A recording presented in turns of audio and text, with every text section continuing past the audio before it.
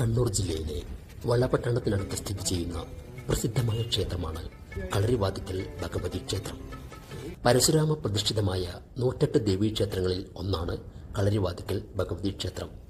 പീഠവഴക്കത്തിൽ മൂന്നാമതായി വിശേഷിപ്പിക്കുന്ന ഭഗവതിയാണ് കളരിയാർ ഭഗവതി.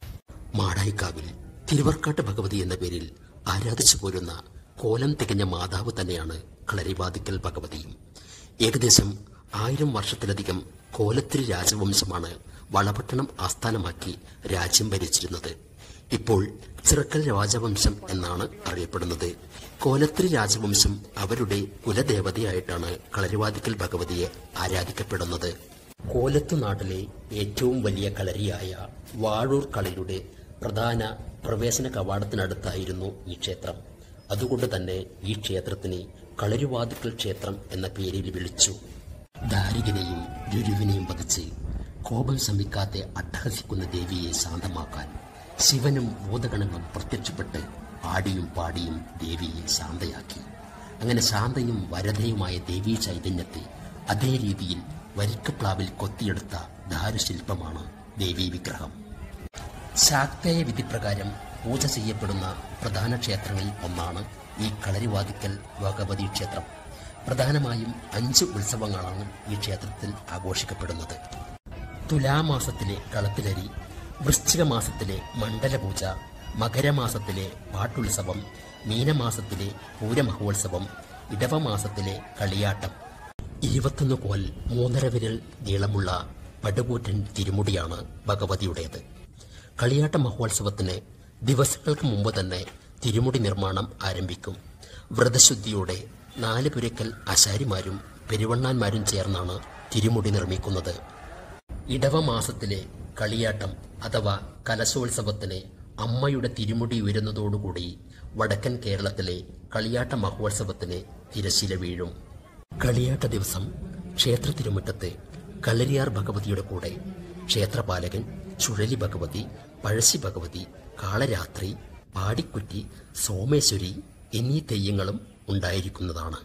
അങ്ങനെ കണ്ണൂർ ജില്ലയിലെ കൊളച്ചേരി ശ്രീ ചാത്തമ്പള്ളി വിഷകണ്ഠ ക്ഷേത്രത്തിൽ തുലാമാസം 10-ാം തീയതി നടക്കുന്ന പുത്തരി അടിയന്തരത്തോടുകൂടി ആരംഭിക്കുന്ന വടക്കൻ കേരളത്തിലെ കളിയാട്ട മഹോത്സവത്തിന് താൽക്കാലികമായി വിരാമമാകുന്നത് വളപട്ടണം ശ്രീ കളരിവാതിക്കൽ ഭഗവതി ക്ഷേത്രത്തിൽ തിരുമുടി ഉയരുന്നതോടുകൂടിയാണ്.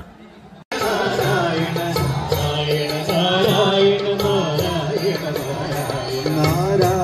നാരായണ നാരായണ നാരായണ